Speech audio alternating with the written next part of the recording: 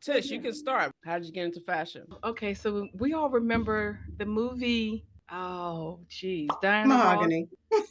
That was my movie. When I saw her on the city bus, literally sketching, I'm like, that's what I want to do. I'm gonna do that and fashion shows. And I'm like, wait, girl, you How can old were you? sketch. Let's see, I may have been, I'd be really small because my grandmother taught me to sew between 8 and 9 years old. Mm, And then, yeah, I saw the movie and was mm. like, oh, there's a black fashion designer. So I literally thought that's what it's going to be like. Was it? Yeah. But I'm still That in it is because I love funny. it. Gotta love it. All right, Naima, how you got started? I think my very first entry into fashion and dresses and design was a Black Paper Dolls book that we got on a museum trip. I'm telling our age a little bit here. Yeah, you are. And I probably must have been 7, 8. And I was like, oh my God, I want to make clothes. So I would take those paper dolls and I would take my construction paper and I would make them new clothes. Right, right, Like the right. clothes in the Yeah. book were fine. When I got to middle school, I took home ec because that's what you did back then. And I Yes. hated sewing. Are you serious? I Really? still loved fashion. When I was 14, I got my very first subscription to Vogue, but I think I hated it because I hated the teacher. And hate is Oh, really Oh, strong, so I'll say I didn't like it. But when I got to high school, I found a nurturer. Miss mm-hmm. Hunter. I don't know if she's still alive, but it became my escape. So that kind of became my after school thing. And then growing up in DC, they had a citywide fashion competition every year. So that's what you work towards each semester. You work towards that citywide fashion show. You both know I am a collector of fashion magazines. So if you ever Yeah, yeah. because travel and want to bring me back a souvenir, get me a fashion magazine from whatever country you're in. All right. It's Zahia, on tell us. you, Zahia. oh, well, I got into fashion because growing up Muslim, I didn't like what I had to wear. Once you became of age, you had to, of course, wear long dresses, long sleeves, and kimars, Hmm. and, everything long and baggy. And everything that they made us wear was just whack. My mother sewed, my father sewed. So, and all the sisters in the community sewed. So that's how I learned how to sew. But then Oh. I was like, well, I need to start making stuff that I like. So then they used to have this sewing place on like 116th on the east side. I used to go there, get patterns. They didn't have digital patterns back then. But I mean, Right. I started sewing. It had to Hmm. be in elementary school. But I said I got good like in junior high, high school. I was the kid that was making stuff,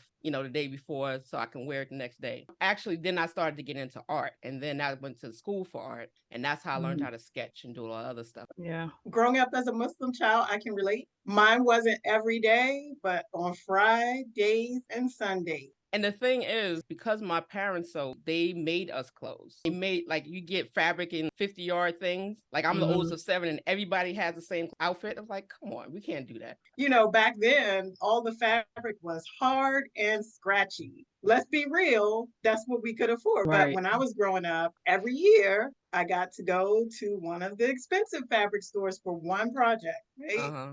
And there was this store downtown DC called Exquisite Fabrics, and it was next to my mother's job. So we were taking a bus trip to New York, and I just had to make my outfit. I must have been about eighth, ninth grade. That was the first time I made a jumpsuit. I Mm-hmm. put a zipper in that thing. That was before zipper feet. That thing was fierce and it was silk, and you couldn't tell me I was not the bleep in that outfit on a bus to New York in a jumpsuit. I will let you all fill in the rest.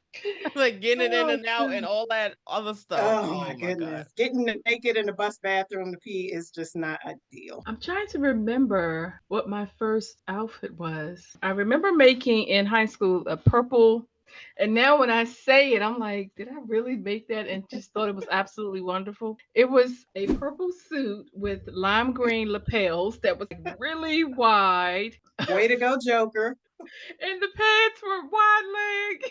I know. I And don't know if I have pictures of some of the stuff I made, but the jumpsuit wasn't my very first outfit.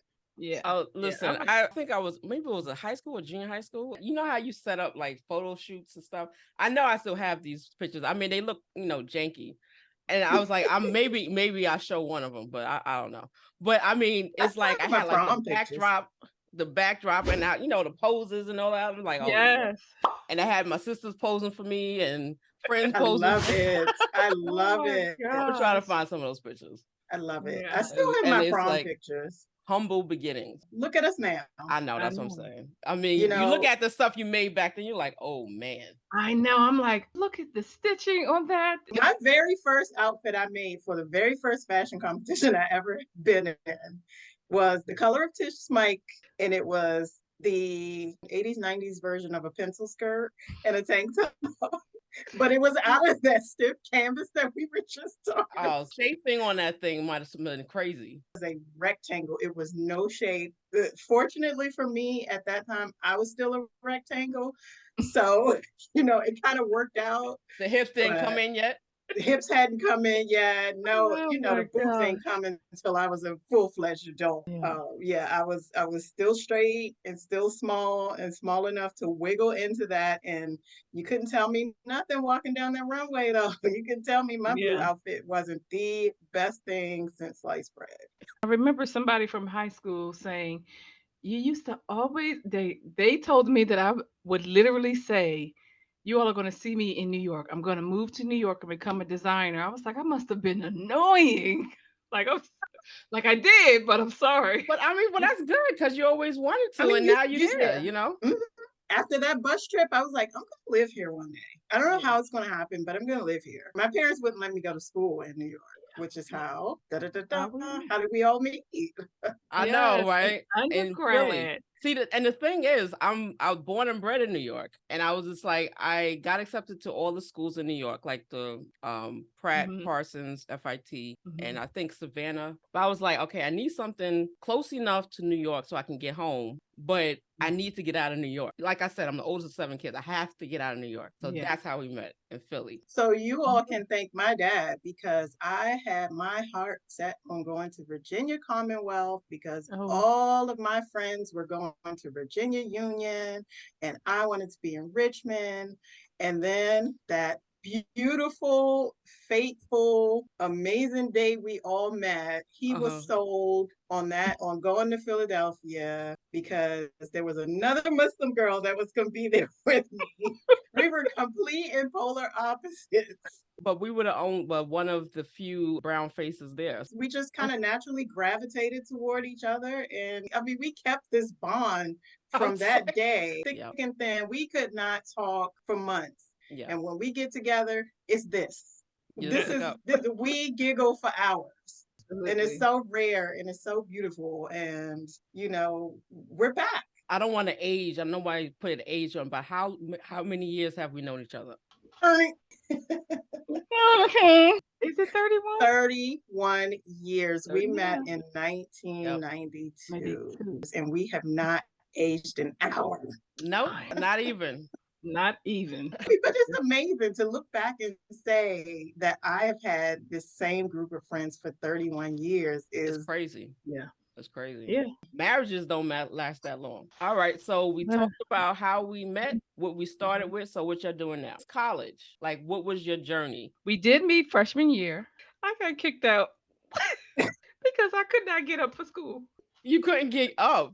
I was her 8 alarm clock. 8 a.m. math class. And once I left, she could never go to class on time. Then I had to go home for community college, and then I reapplied, and they let me back in, and I finally finished. What did you major in? I only went to textile because I did not have to submit a portfolio to get accepted into the fashion design program because, once again, I couldn't draw. You I still did that. can't. See, That but is that's a not true. misconception, though. A lot of people think they have to know how to draw to be in fashion, and Yeah. that's not true. And a I lot know of how to break designers the think they body have to down. know how to sew. And it's funny because as I am, a college professor and also teaching fashion design merchandising, I look at the students and I'm like, oh yeah, they're not gonna make it. I can see it.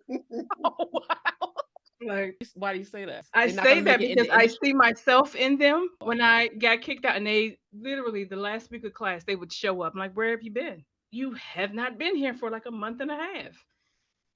And they're rushing to get everything done. It's like, but you haven't been here. You need to go ahead and accept that you have failed this class. I understand. I've been there. I am now also a college professor. Okay. the very field that I'm working in for fashion design and merchandising students. But yeah, having to go back to school, get my bachelor's and then my master's that was fully online. I don't know how anyone could ever sign up for a master fashion design program and you've never sewn before. It Mm, was mind-boggling. Like, I thought I was going crazy. The amount of work that I had to submit, and then I had to take pictures of everything yeah. inside and outside, send the garment in within a week. The thing is, like, I know colleges have a requirement to know how to sew, to sketch, do all that stuff. But when you get in the industry, depending on where you go, you don't have to have this. So my thing is like, why are colleges still requiring this thing if you don't Yeah. necessarily need it to get a job? That's a Yes. good question.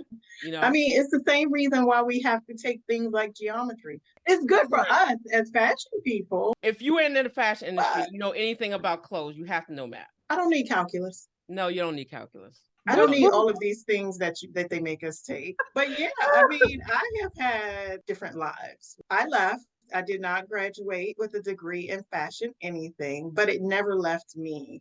So I have worked in museum retail and visual display, human resources, and I ended my career 2 years ago in science. Mhm. I worked in clinical trial regulatory management for 15 years, but I've always done fashion. I started a business. I did it on the side. I kept them very separate. And 2 years ago, I got fired. And that was the best thing to happen to me. That and COVID really, really let let me you know go. that life is too short. And I was scared, y'all. I got Mhm. fired on Valentine's Day. What, man? See, that ain't right. It was the end of the pay period. And on Mhm. Yeah. February 15th, I got up and I didn't know what to do because I've been working consistently for 20 years. I've never Hmm. been without a job. I've never been without this steady income. I'm going to have to cash in my 401k. I'm going to retire penniless. I'm going to have to work at Walmart when I'm 60. Okay, come back, come back. You done I went I too know. far. know. Ooh, It's we like, saw Woo. PTSD. Lasted about a week. And then I was like, what you going to do? Because yeah. you're going to devote all of that energy. You're going to put all of that into your brand. And that was the first year I had made over $10,000. I have fired in February. At the end of the year, I had made a little bit over $10,000, and I was like, oh my God, I can really do this. I'm not turning a profit and I can't live off of it, but I can see it. Yeah. So here I am, full-time creative. I do work part-time at a creative place where I sew all day and I teach kids how to sew. And I see something in those kids that my teacher probably saw in me, because I have some kids. I got some kids, but then I have some kids, and Right. those kids And they make make it it worth it. worthwhile.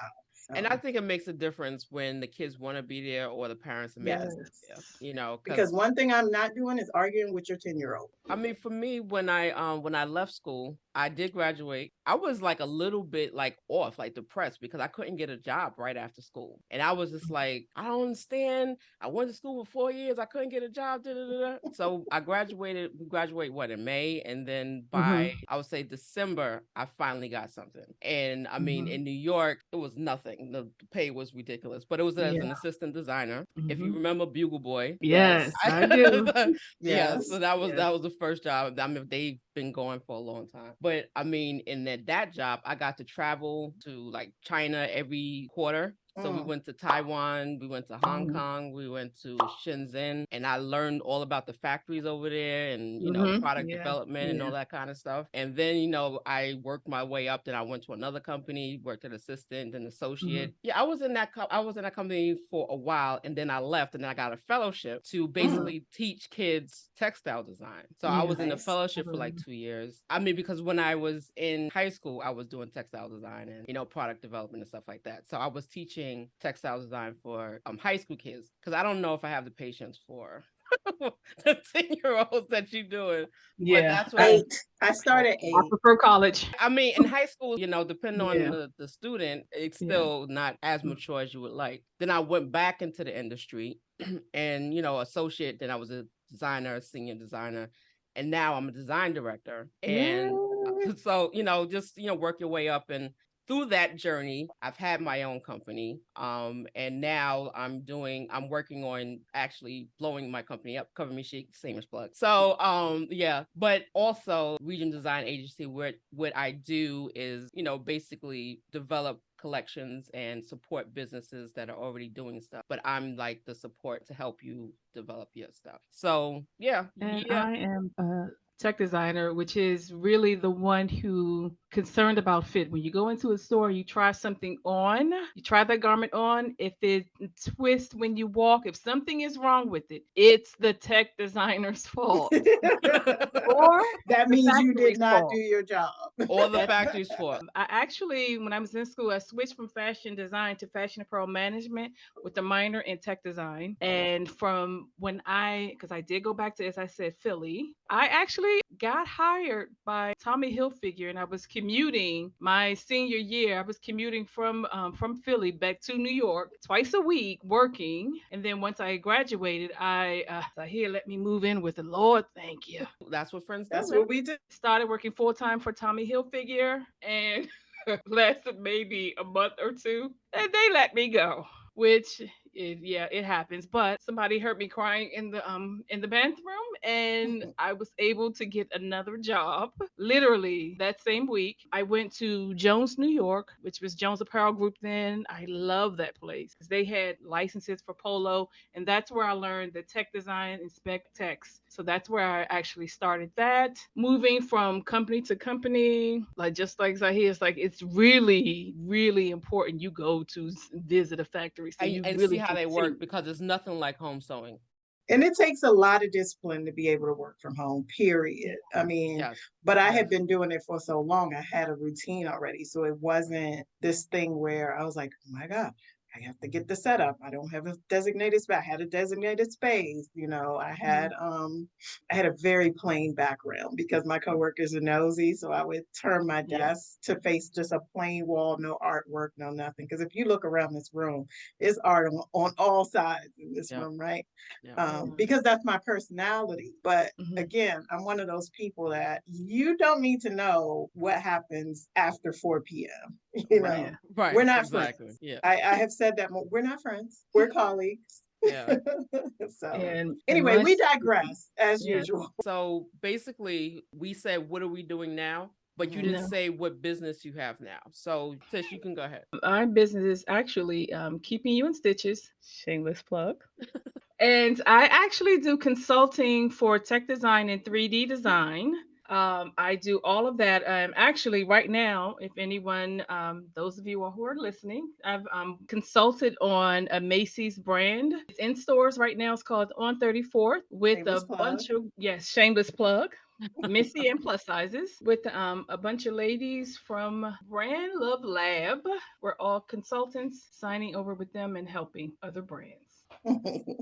Naima. I am the owner, creative director, designer, everything involved in running a business of this fabulous accessories brand called Fearless Threads. Go bold, have fun, be fearless. We make all types of accessories that feature African wax prints, shameless plug. So everything, earrings, bags. Once a season, we do a special thing. So last year we did bomber jacket.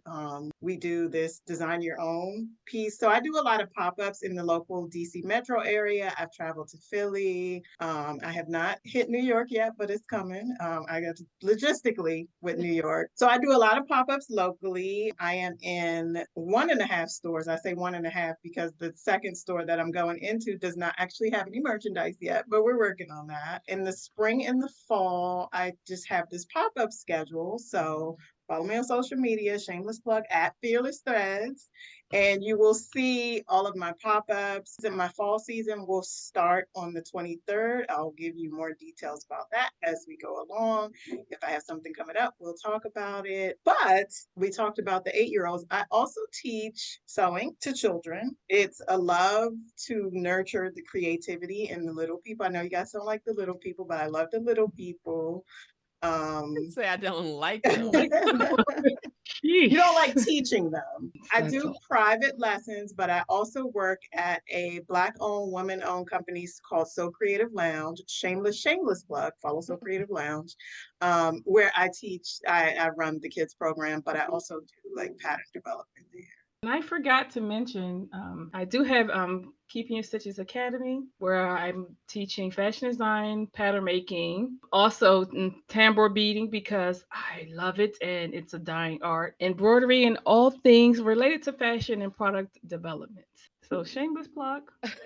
We're not even gonna call it shameless. It's We are Yes. not going shameless. full This is out. what it Yes, is. I'm We not are going ashamed at all. full Plug, out. plug, plug, plug. Plug, plug. Yeah. Currently, I'm a design director for a private label company, but I am going to be going out on my own doing the same thing. So I'll be consulting for basically activewear companies. I do men's and boys active, so I do design and product development. So for those type of companies, that want design, product development things, everything that relates to textiles, graphics, tech packs, all that stuff. So that I'll be doing on a corporate level.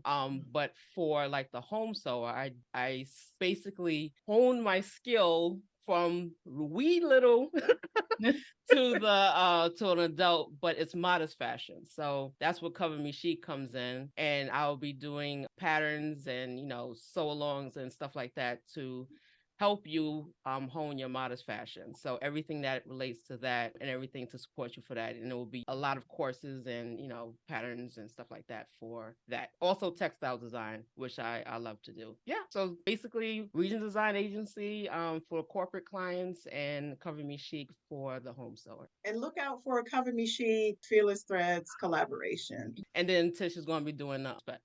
Yes. Yes. And of In course, 3D. it has to fit the curvy women, okay? Yes. Because, Must. we have hips. Yes. Oh, my kids, it's so funny. My kids always ask me why the back of their pants is so much bigger. And I always have to tell them because it has to accommodate your bottom, sweetie. You're a little Right. girl, but you're a little Black girl and you have a bottom. So Yeah. All right. So that's all about us. We're gonna wrap it up and then we're gonna get into, more about what we do and how we can help you guys that are listening. So until next time, Yeah. peace. peace. Yeah.